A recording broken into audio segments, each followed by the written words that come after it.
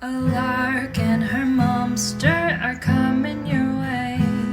Gonna tell it how it is, so won't you join us today? Action. Well, that's awkward. Okay. You're supposed to do the welcome and the check-in. Wait. We're still learning how to do this whole podcast thing. Thanks for being with us on this Friday night. Why do I sound like a newscaster? I don't know. But you look like I need a drink.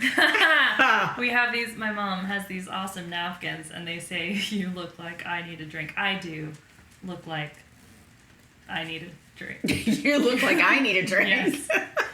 Yes. And we are almost live and mostly unedited. Full disclosure. We're live. Well, not live, because like if you're listening to it, it's not live. Right. We're recorded. Right. So we're, yeah. I'm alive. It's alive. But we sometimes use words that are not appropriate for young ears, despite the fact that we're talking about mother-daughter issues. We're really talking about mother-daughter issues as adults. So just want to clarify that. I mean, issues could happen when you're young, too, and stem into adulthood. Well, that is true. But that's for a different episode. I think it's for every episode, honey. Yeah, fair enough. Yeah. So, since you look like I need a drink, I guess I should mention today's wine. Do. Yes, today's wine is Love Noir. Wait, you're bad at French, so you're not going to introduce it. Today's wine is Love Noir. Love Noir. Which is a robust Pinot Noir. Okay, so real quick, side story. We went to Paris once, and we're going to have some of these little misadventure side stories, and you're just going to have to bear with us. We've been to Paris more than once. We have been to Paris more than once. But it was the one time that we went. And you were 10. I was 10, and I was with it was me, my mom, and my grandmother, 3 Musketeers. And my mom thinks, she doesn't know the French language, but she thinks if she does enough of a French accent that they might be able to understand what she's saying. So she's going up to these men in the shop, and she goes, "Excuse me, but do you know where Marie Antoinette?" And she's making like the chopped off her head like motion with her hand, like she's, where did she get her head chopped off? Do you know where she got her head chopped off? And my grandmother's like, "Susan, I don't think they understand you any better with a French accent, and it's not even all that good." So, they weren't. I don't think they loved it. Well, we were entertained. The reality is, we had a great time. Had a great time. That was the first time you tried red wine. Yeah, I didn't like it then. And you hated it. I did. But today, now I need it. With Love Noir. Love Noir, and they're robust. I'm sorry. Did you say jammy flavor? It's what it said. Is it like, ooh, that's a jam, or is it like jam like you put on the bread? Jammy, baby. Jammy, baby. This is why we don't take her to Paris. Cool. Well, it's got jammy, whatever. If you want to make that, is that a verb or a noun? Or no, an adjective? Actually, it's an adjective. The wine producers, this is their language. Because remember, we're going to talk about a different wine at every episode that's under $20. So mothers and daughters can drink together. Yes. Balling on a budget. Yep. Okay, well, they said that it's got jammy flavors, I'm not judging, of dark cherry and espresso spark intensity and intrigue and lead to a smooth, balanced finish with soft hints of vanilla and toasted. Oh, man, they were going for that description. Oh, they all go for the description. Well, they did it. But can you really taste the jamminess? I can taste the jamminess. Is it like toe jamminess? Gross. Or can you taste the vanilla and toasted oak? Oh, I don't know what toasted oak tastes like. I haven't tried my coffee table. Well, I don't know what it tastes like either. And let's get into the topic, shall we? Because we could go down that rabbit hole. What, me eating wood? That's dirty. Okay, we're moving on. So, today's topic is daddy issues. Yes. And thank God for therapy. So, last week we touched on single parenting in our first official episode. It seemed like an easy transition to make to this week's episode about the dynamics around daughters' connections with their dads when they are, especially when they're not living in the home. So I looked up some data because, I'm a data nerd. Because that's your jam. That is my jam. Oh, like the wine. So jammy. Okay. And what the research shows is a daughter's relationship with her father can play a key role in their psychological development. It can affect not just their confidence and self-image, but also their opinions of men and their ability to trust later in life, trust men, especially later in life. Fathers who constantly make an effort to connect with their daughters can have a true and lasting impact. So it's really important for those single moms to make those connections between their daughters and their dads whenever possible, and for those dads to step in. If possible. And the research shows also that relationships girls had and continue to have with their dads can affect their ability to sustain or maintain satisfying relationships, as well as to be effective parents, find fulfillment in life, and speak up for themselves. Daughters with stronger attachments with their dads are usually more secure and more content in their romantic relationships. They do better academically. They make better choices in who they date or spend time with and ultimately marry. And they feel more confident and better about themselves. So that's what the research shows.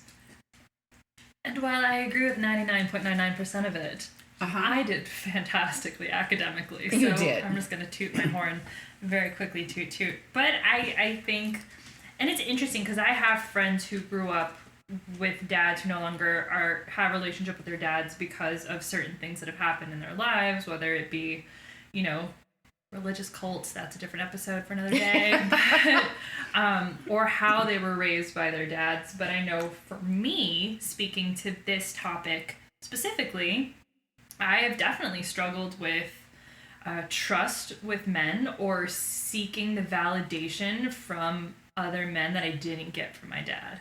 Yeah. And I had a great stepdad. When he could be there, and I think most kids have maybe not so normal upbringings, but I feel like mine was definitely not quite the norm. I'm putting quotes. Yeah, I'm looking at you putting the air quotes. Yes. Because... But they aren't really air quotes that you're putting. It looks more like... Bunnies. Yeah. Bunnies. They're hopping. They're hopping there. But in how I was raised, I felt very strong maternal connections because I had you and I had Gami. And when I had my grandfather around, when I was younger, it definitely felt different than when I realized that I didn't have a male influence in my life for a long time. Mm-hmm. And that's hard. It's hard because it definitely, when you're in school, you don't go to the father-daughter dances. You see other kids have a relationship with their dads. You're like, man, I wish I had a dad to teach me this, or to make sure that, like, if a guy came over, he would put him in his place, or just made you feel like you had someone to back you up. And you did a great job of that, as well as you could. But there is something to say for having both parents and the male and female. What's the word I'm looking for? Help me. Influence? Thank you. Yes. Mm-hmm. Because there is a difference. And I know that I took me a lot of therapy to get where I am in my confidence in myself and in the choices that I make in friendships, the choices that I make in men now. Predominantly just choose animals because, well, they're easier. They listen. They do listen. They don't talk back. Well, Luna does sometimes. Yeah. But we'll let her have it. Anyway. But I think I definitely had issues in in relationships and trying to find men that were strong, because that's what I needed from a guy, because that's what I thought a dad should be, is the strength. And like moms are strong in the family, but the dads are there to protect, and I always wanted someone to protect me. Therefore, and none of my exes are going to listen to this, so I really don't give a fuck, but therefore I found myself in really unhealthy, abusive relationships with narcissists. And I'm not throwing that word around, because my mom is, you have like a master's in social work and you studied psychology, and I've read a lot about narcissism and other things. What's the book called where everyone gets their diagnoses from? DSM-5. Thank you. Now. So DSM-5. It evolves. Right. It does evolve. And a lot of people throw narcissism around, but there is definitely a textbook definition. I'm not going to get into it right now, but I have found myself in those relationships, and it took me up until about a year ago to realize, one, I don't need a man, and two, I can very well take care of myself. I am stronger than what someone says I should be, or what a man's opinion of me is. Mm-hmm. But fuck, that's 33 years. 33 years is very young, by the way. And I think what I've observed as you kind of moved into the true relationship phase of your maturation was that you were attracted to men that were, in your mind, going to be, as you said, your caregiver, your caretaker, the person who was going to take care of you. Right. And albeit not financially, not that you should go for someone who just has good finances, but I'm just saying. Well, it wasn't so much about, I think you got in relationships with men who promised you they were going to take care of you financially. Right, with the promises. Yeah, they promised you they were going to take care of you financially. Yet, at the end of the day, there was still that need for someone to care for you, that masculine caring piece. And the reality is, it's exactly what the research says. You didn't have that. Right. So you didn't have that interrelational connection with a male figure growing up. Or that understanding of what a healthy relationship with a male figure. That's what I was going to... And you didn't have anything to observe. Right. Because from the time you were under a year until I remarried when you were 13, it was just the two of us. Right. And even when I remarried, we weren't all living in the same home. True. So your relationship with him was more of a weekend relationship. Mm-hmm. That's very true. And it was more based on kind of the fun things, the surfing and the camping and the hiking, right. Yeah. And so... Which I just want to say, I do value and appreciate and love, because I learned a lot from my stepdad. But there still wasn't that emotional connection. Well, I think that's partly from you and where you were in terms of your mental health, and that inability to attach, that lack of attachment to men. And I also think some of that was him, because he has trouble with attachment and intimacy himself, which he's owned. And so I think, it was kind of like a double-edged sword. Yeah. But at the end of the day, you have risen above, you have grown to a high level of resilience and done a lot of work to get to where you are today. So even though I have said for most of your adult years that you had daddy issues, what I've seen in the last year is a real transformation. Because you've done the work between the therapy and the self-awareness and tapping into what causes you to dysregulate. And most of that has really been around men.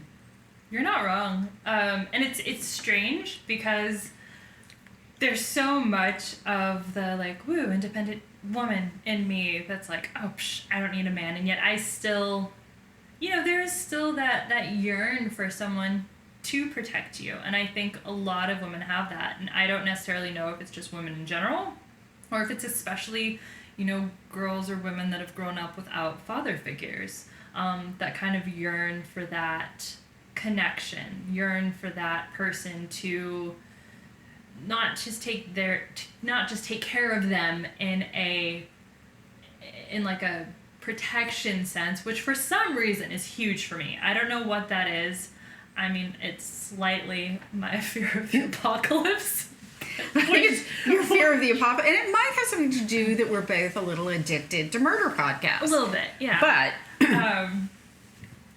But I think, it's something that I still struggle with because I still, and it's almost gotten to the opposite spectrum of where now I won't settle.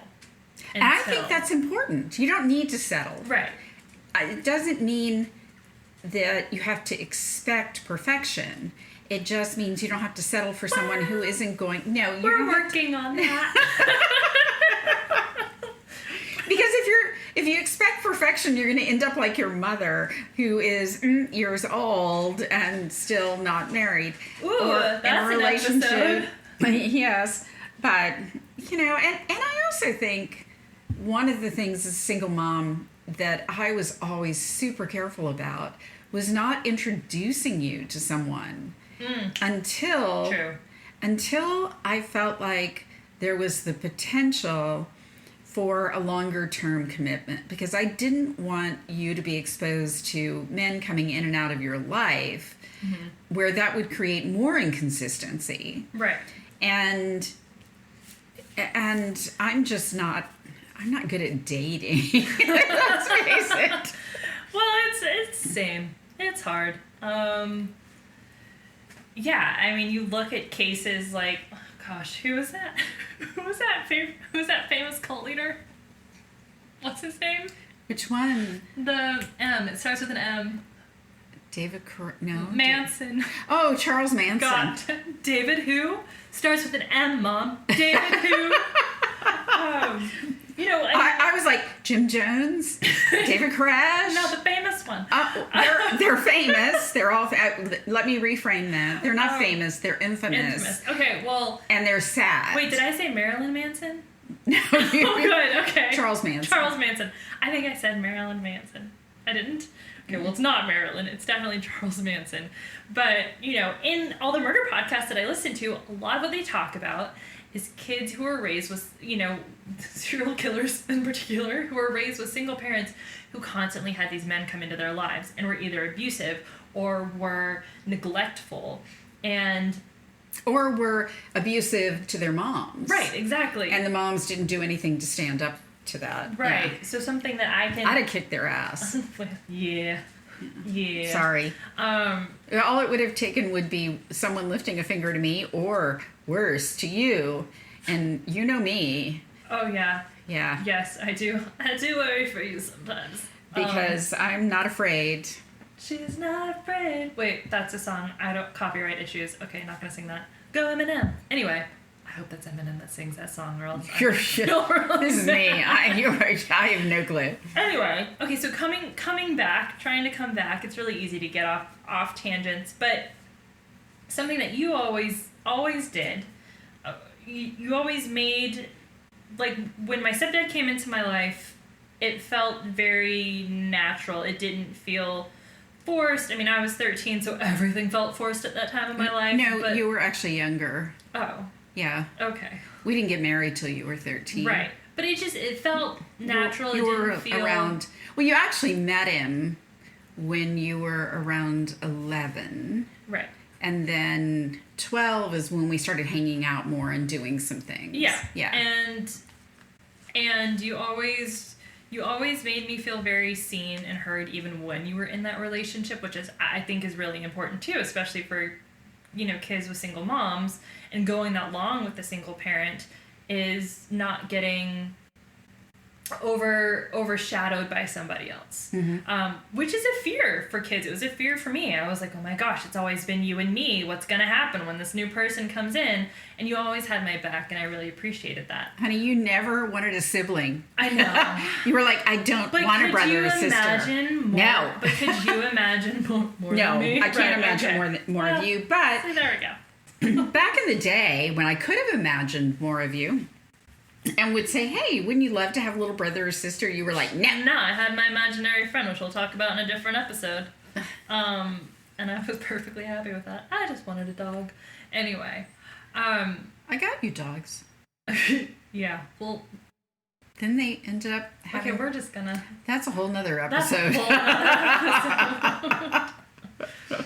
When you're a single mom taking care of a very intense kid, which I was, it's really hard to take care of other things, and that's something that we should talk about too, whether it's in this episode, no, not this episode, because this episode's all about daddy issues, but in another episode, just what is viable as a single parent coming back into dads. I know some incredible, I do know some incredible single parents out there who are dads, so I just want to give them a huge shout out. Yeah. I mean, one of my very, very best friends, as you know, is an incredible father. He is. And he co-parents really well, and their mom is really awesome.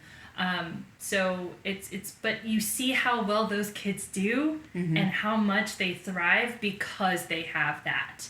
Because he is such an integral part of his family, because he does work really hard. I tell him constantly, I wish, I had that as a kid. Yeah. Because I see how well his sons and his daughter do, and that's what you look for in a father figure, especially in relationships where the parents are divorced, or never married, right? Whatever Exactly, it might whatever. Be. It's just it's really interesting because I always wanted you to have a good relationship with your dad, despite the fact that I had personally a lot of real issues in terms of the choices he made in his life, right? And some of the dynamics that came into play in our relationship. Yet I still wanted you guys to have a good relationship. And I think I could have done a better job of making that relationship more cohesive. I can't think of a better word. And if we had not moved.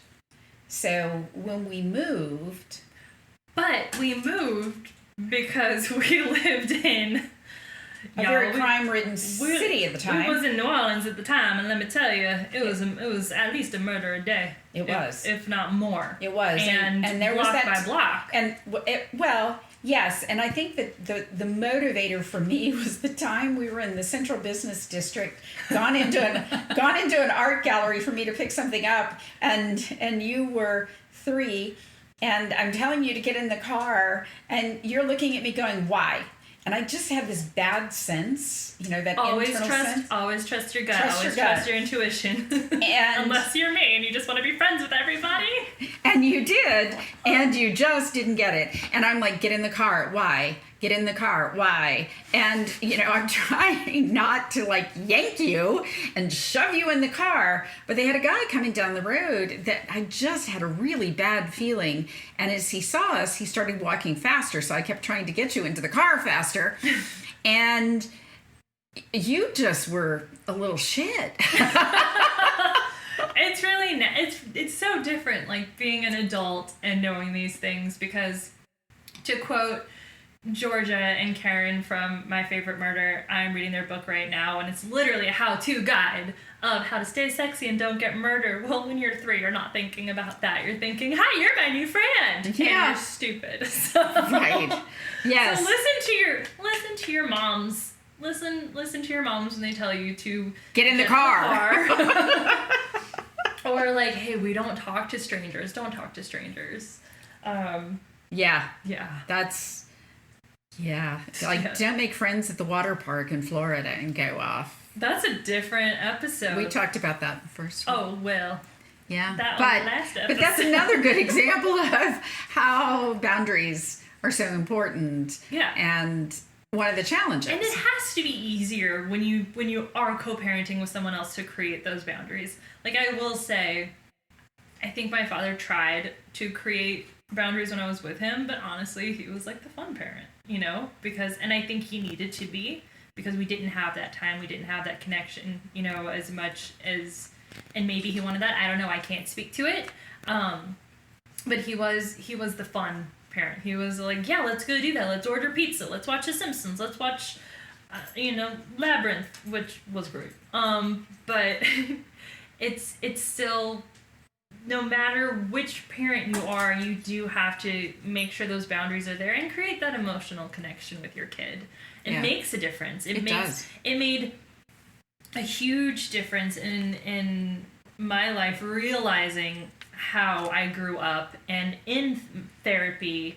And, you know, I've had female therapists, and the last 2 therapists I had were male, because it was honestly uncomfortable for me. And I was like, ooh, I gotta work through this. What is this about?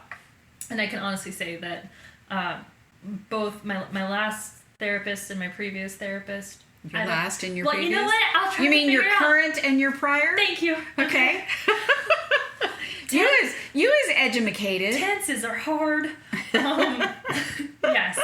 They're both absolutely incredible, and I think I've really done more of the deep work with them because of my level of discomfort not around men, but with that connection.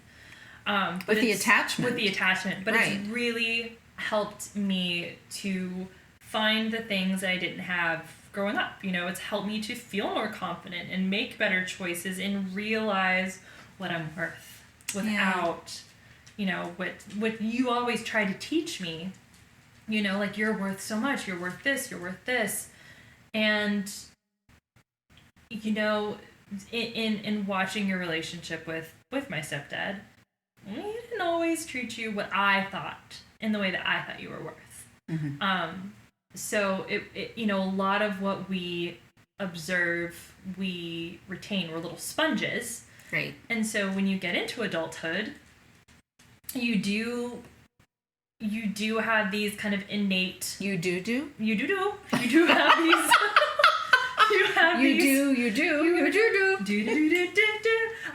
You do have these innate reactions is not the right word. I think responses. And so reactions, responses, responses to people, to situations, to relationships.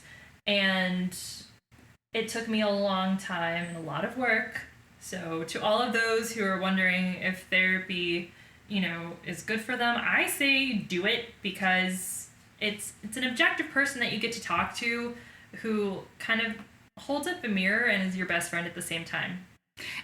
And I will say the key to that, and I think you learned this later, is you have to be brutally honest. Radical honesty. Radical honesty. Radical candor. Yeah, sure. Yeah, radical candor in terms of how you connect. One-upper. Well, radical honesty, radical candor. Well, Radical Candor is a book by Kim Scott. It's actually a whole philosophy by Kim Scott, but that's a whole nother non-related to this podcast content discussion. But I think the more we can be honest, and I think that's also part of what happens, is that girls don't learn how to be honest with men when they don't have those relationships with their dads. Snaps.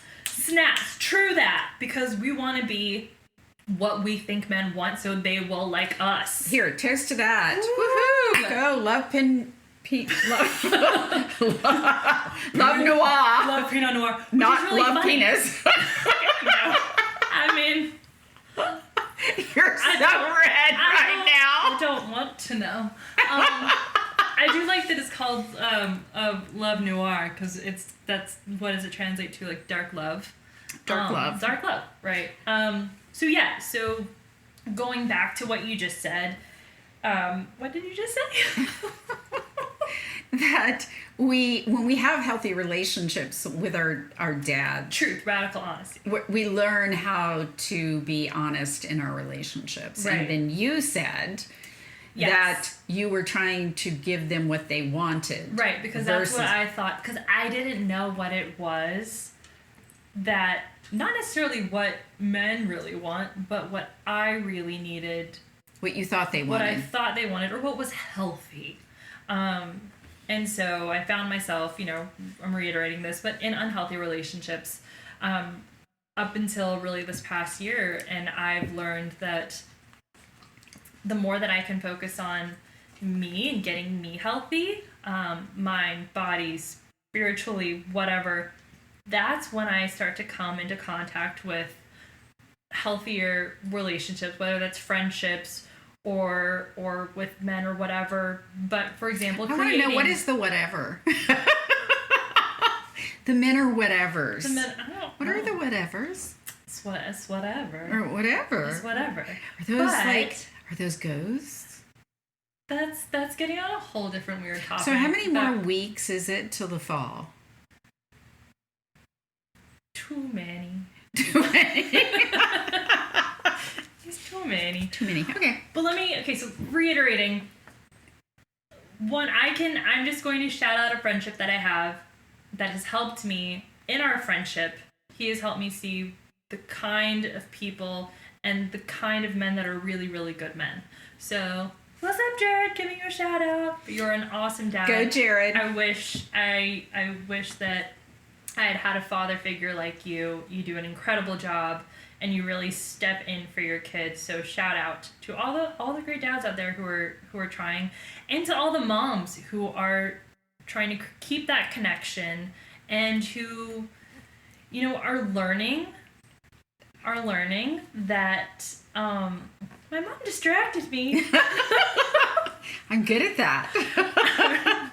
And shout out to all the moms out there who are doing the best they can. Who are doing the best they can. Who are doing, who are playing both roles, who are raising resilient daughters because you're all incredible, and who also realize that there is science behind,